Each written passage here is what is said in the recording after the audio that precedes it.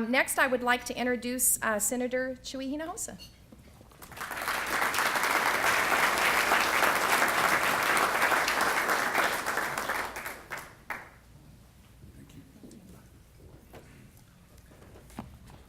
I tell you, I am very happy to be back home. 6 months up in Austin. I like Austin, but I love the Valley. So thank you for supporting us during the session.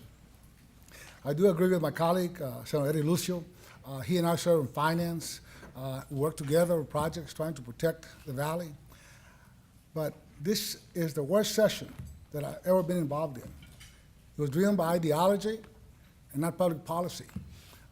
It's really amazing the new crop of people who got elected who really were more focused on trying to cripple the institutions that provide a safety net for our people, our communities. I'm talking about public education, I'm talking about health care, and higher education.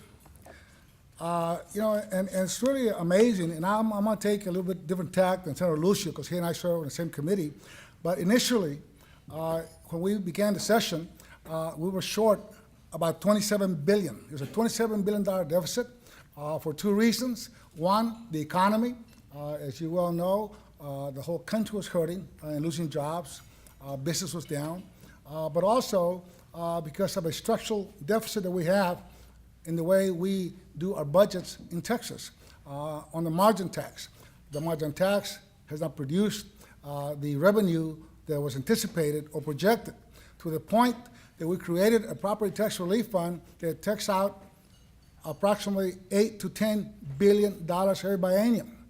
So by the time we start next biennium, we're already short $8 to $10 billion. Out of $27 billion deficit,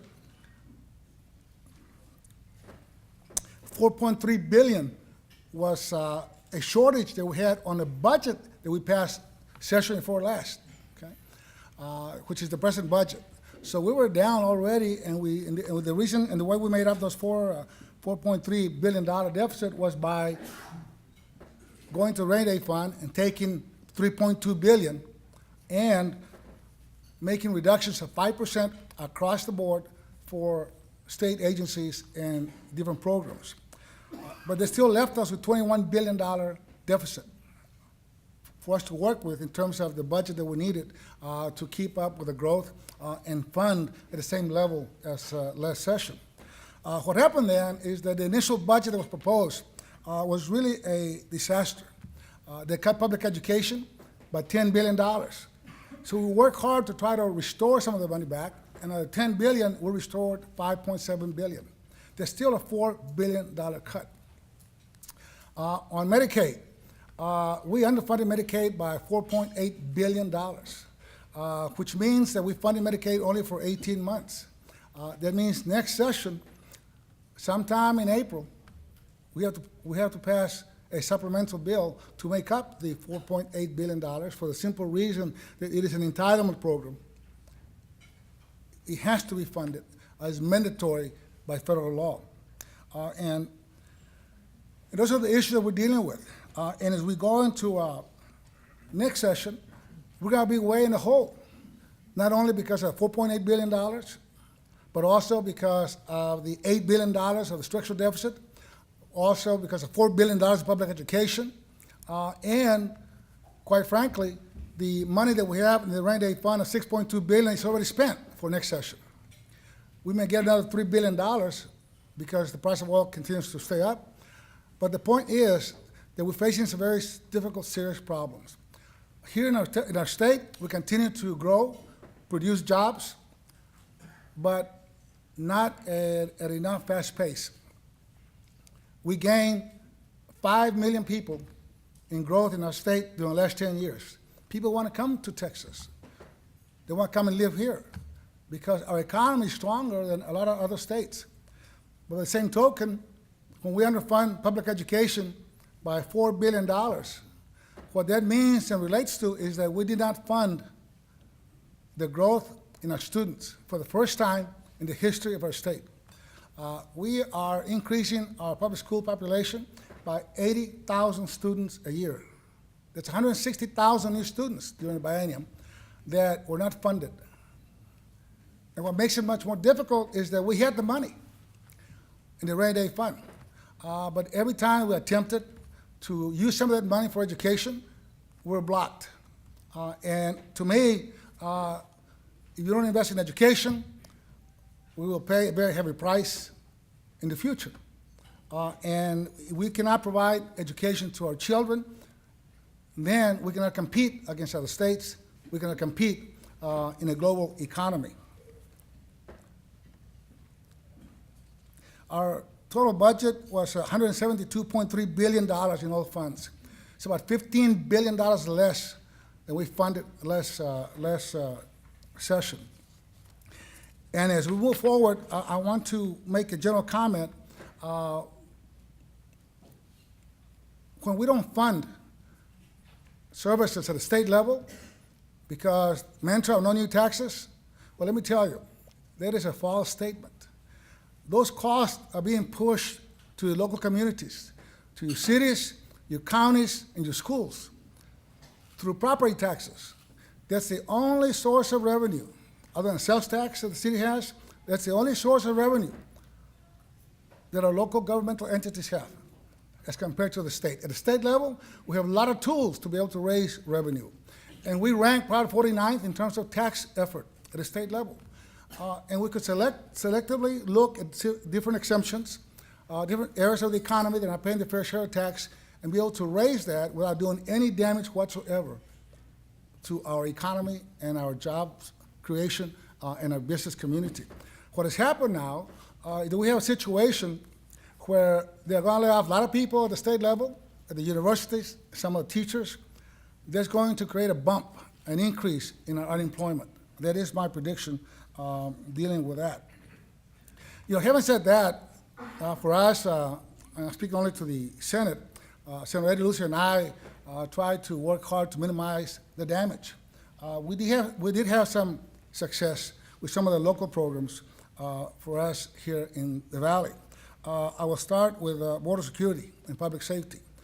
To us, it's very important because of what's going on in Mexico, that people in this community feel safe, feel secure, and that the state is doing its share and its part in funding our DPS people.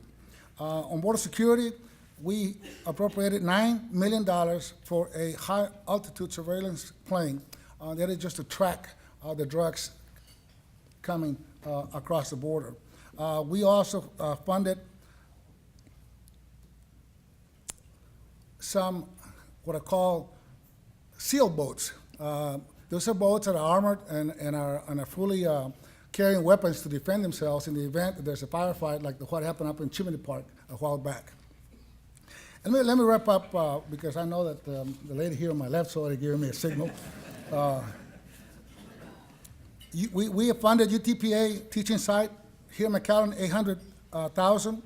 The JET program, $5 million to train low-income individuals here in the Valley.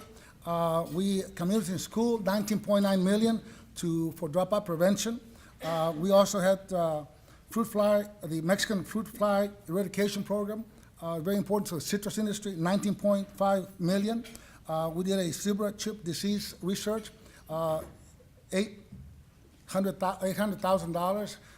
And so we had success in some areas in terms of making sure that for us here in the Valley, yes, we got hit like many other parts in the state of Texas. But I think in terms of some individual funding, some individual programs, we did better than some other parts of Texas. And I will end two other points real quick. Sanctuary cities.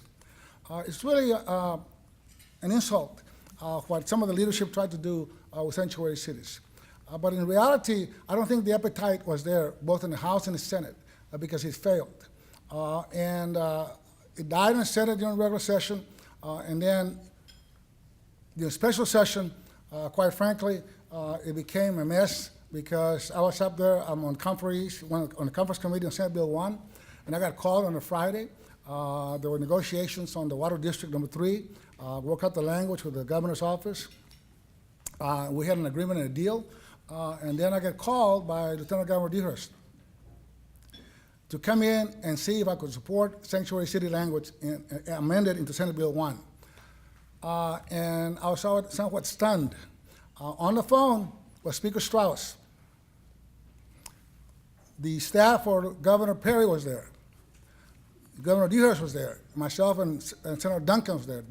Senator Duncan was the chair of the Senate Bill conferees on the Senate side. And they want me to agree to the sanctuary city language to provide cover if they got a Hispanic to say aye. I refused. We worked all day on language Saturday. On Sunday, at the end of the day, the Republican leadership on the House side deleted and redacted Water District number 3 legislation that we had agreed to in terms of the language that the governor wanted. And on that issue, I will tell you that it passed 31-0 on the Senate. I think on the House, it was 137 to 5. And the only reason the governor vetoed that bill, I will tell you, because as a political favor to his very good friend, Ron Lewis, who was his roommate in the 80s. And I know Ron Lewis, he's a friend of mine. And that's the only reason, because he was wrong on the public policy issue, and he politicized the whole process by what he did. And I know he felt his whole staff advised him to vote for it or let it become law without a signature. It was the right thing to do. But at the end, he followed his friend's wishes. And I'm out of time. Thank you all very much.